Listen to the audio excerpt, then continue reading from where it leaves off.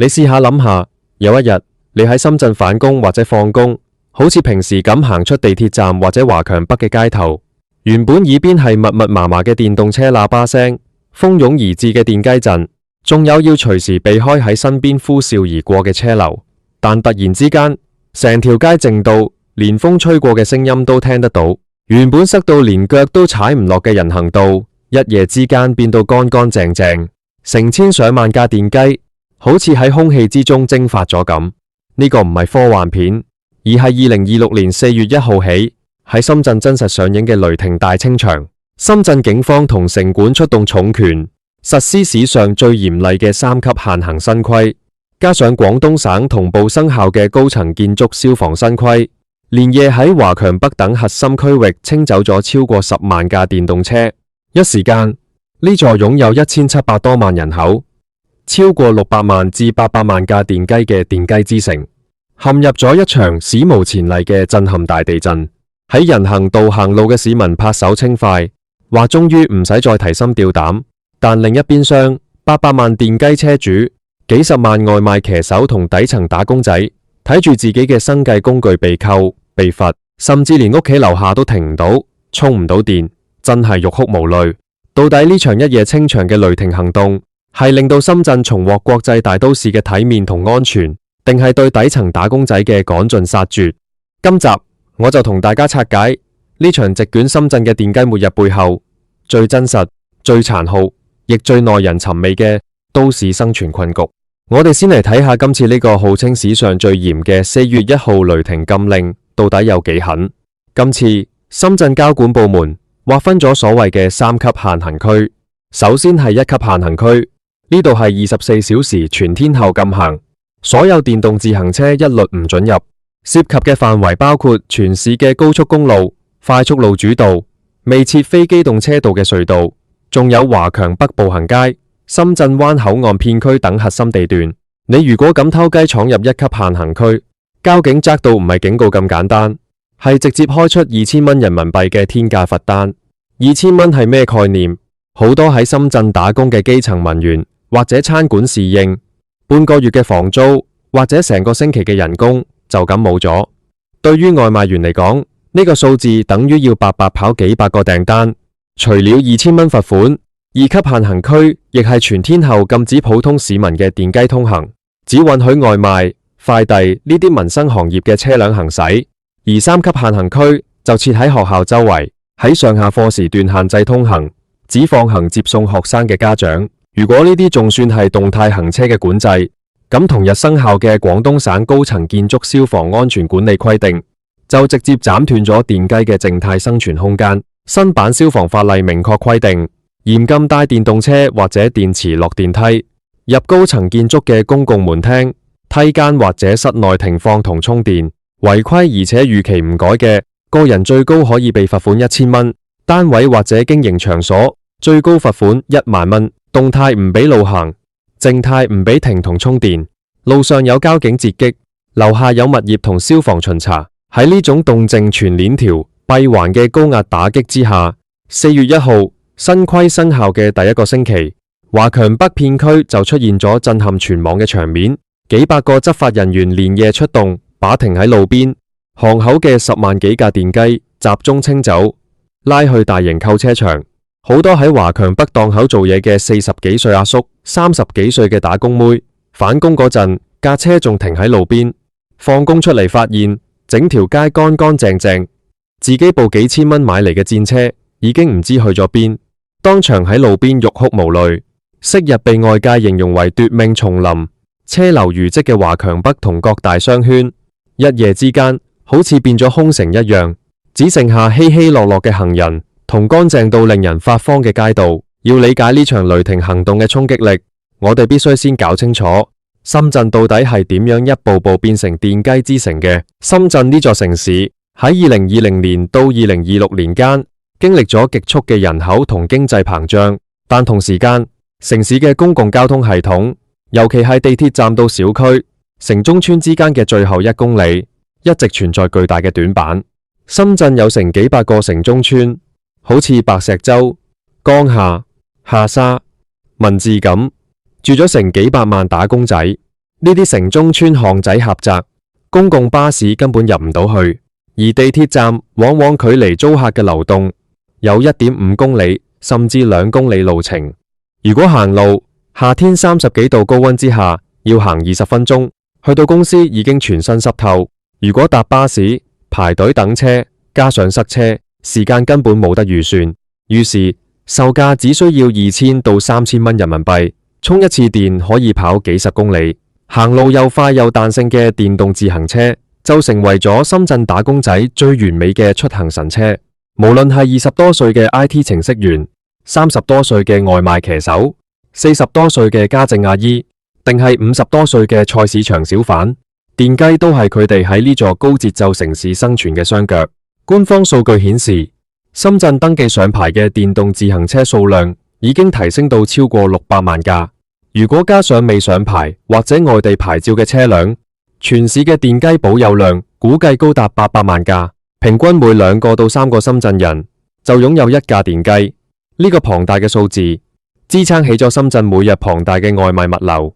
快遞配送、通勤接送同微循環交通。但亦正正係呢800萬架電雞，將深圳嘅道路交通推向咗崩潰嘅邊緣。喺雷霆禁令出台之前，深圳嘅交通狀況到底有幾恐怖？講起嚟，相信去過深圳或者喺深圳生活過嘅朋友都深有體會。過去幾年，深圳嘅人行道同輔道簡直就係奪命叢林，因為深圳絕大部分道路喺早期規劃嗰陣根本冇留足夠嘅非機動車道。當600萬至800萬架電雞突然湧入街頭，佢哋只能夠同行人搶人行道，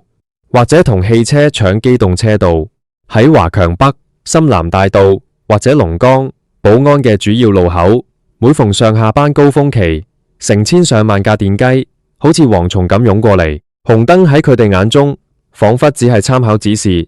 逆行、橫穿馬路、高速超車、邊騎車邊睇手機嘅情況比比皆是。更有甚者，好多車主為了追求速度，非法改裝電池同馬力，將原本限速每小時25公里嘅電雞改到可以跑每小時50甚至60公里。喺行人密集的商圈同人行道上，呢啲改裝電雞好似無聲嘅金屬野獸咁穿梭。老人家同小朋友行路要隨時頭瞻後顧，稍為唔留神就會被撞飛。數據係最真實亦最殘酷嘅。根據警方公布嘅公開數據，喺2024年，深圳涉及電動自行車嘅交通事故中，有高達81%係發生喺人車運行嘅路段。電雞引致嘅傷亡事故長年佔據全市交通意外嘅第一位。除了路面嘅交通混亂，更致命嘅係消防安全隱患。由於好多老舊小區同城中村冇足夠嘅地面充電樁，好多車主為了圖方便，私自拉電線飛線充電，或者將重型鋰電池拆落嚟帶返屋企，帶入高層住宅充電。劣質改裝電池喺室內熱失控引致嘅爆炸同火災，幾年嚟喺全國各地屢見不鮮。濃煙喺幾十秒之內封死整棟樓嘅逃生通道，造成咗無數家庭嘅悲劇。面對呢種路上跑得危險、屋企停得心驚嘅雙重危機，深圳市政府同交管部門終於忍無可忍，決定喺2026年4月出重拳，用近乎外科手術式嘅嚴苛新規，試圖一舉洗刷電雞亂象嘅污名。但問題嚟啦，當一項政策以如此迅速、雷霆嘅手段落實嗰陣，陣痛往往第一時間降臨喺最脆弱嘅基層人群身上。新規實施之後，受衝擊最嚴重嘅莫過於支撐起呢座城市日常運作嘅幾十萬外賣騎手同快遞員。大家知唔知外賣平台嘅算法係極度精密而且冷酷嘅？平台俾外賣員嘅送餐時間係按最優路線每分每秒精算出來嘅。喺華強北或者各大核心商圈，以前騎手可以騎住電雞直接去到商場門口或者檔口拿餐，再用最快速度送到顧客手上面。但依家華強北步行街劃為1級限行區，24小時禁止電雞進入。騎手如果騎車入去，就要面臨2000蚊罰款；如果不入去，佢哋就必須將車停喺幾百米甚至1公里之外嘅指定停放區，然後靠雙腳跑步入去商場取餐。一位30幾歲嘅外賣員阿強喺受訪嗰陣就講過，依家送一單華強北嘅外賣，單單係行路取餐同送餐，來回就要多花10幾至20分鐘。平台嘅倒計時鐘唔會因為政府限行而停低，只要預期送達，顧客一俾差評或者投訴，騎手成大半日嘅辛苦錢就白費咗。更有騎手表示，為了唔被罰2000蚊，又唔想送餐，超時被扣錢，佢哋只能夠喺30多度嘅高溫下，肩背重重嘅外賣箱喺街上狂奔。有啲騎手一日要跑幾萬步，跑到喺路邊喘氣，佢哋無奈咁問：我哋靠雙手辛苦口食，送餐俾市民，點解突然之間我哋呢行變到好似犯罪咁，要過得咁狼狽？除了外賣員，廣大嘅普通打工仔亦面臨前所未有嘅通勤危機。喺南山科技園或者福田 CBD 上班嘅20多歲小張，住喺離地鐵站1.8公里嘅城中村。以前佢每日騎電雞去地鐵站，只需要6分鐘，整趟通勤時間控制喺35分鐘以內。但新規一出，佢租住嘅小區嚴禁電雞停放同充電，地鐵站周圍嘅電雞停放區亦被劃為禁停區或者被清空。如果佢改行路去地鐵站，每日上下班要多花整整40多分鐘。如果改搭接駁巴士，班次稀疏加上塞車，通勤時間直接翻倍。每日工作已經12個小時，連最後一點點微小嘅通勤自由都被剝奪咗。小張嘅嘆息道出咗無數深圳打工仔嘅心聲。更令人尷尬嘅係，好多買咗合規電雞、上咗正規白牌嘅普通市民，發現自己明明遵紀守法，但因為居住或者工作地點位於限行區周圍，架車突然間變得無路可走。二手車市場上，電雞嘅回收價格一夜暴跌。原本2000多蚊買嚟嘅車，回收商只肯出200蚊收，好多車主欲哭無淚，只能眼睜睜睇住自己嘅財產變成廢鐵。講到呢度，我哋不得不深入探討一個更核心嘅問題：深圳嘅電雞問題到底係車嘅錯，係人嘅錯，定係城市規劃嘅根源性欠賬？好多交通學者同城市規劃專家指出，深圳今天所面臨嘅電雞之痛，本質上係過往幾十年重機動車、輕非機動車嘅城市發展模式所累積落嚟嘅矛盾爆發。喺過去嘅城市建設中，深圳嘅道路設計幾乎全盤傾斜俾私家車同公共巴士，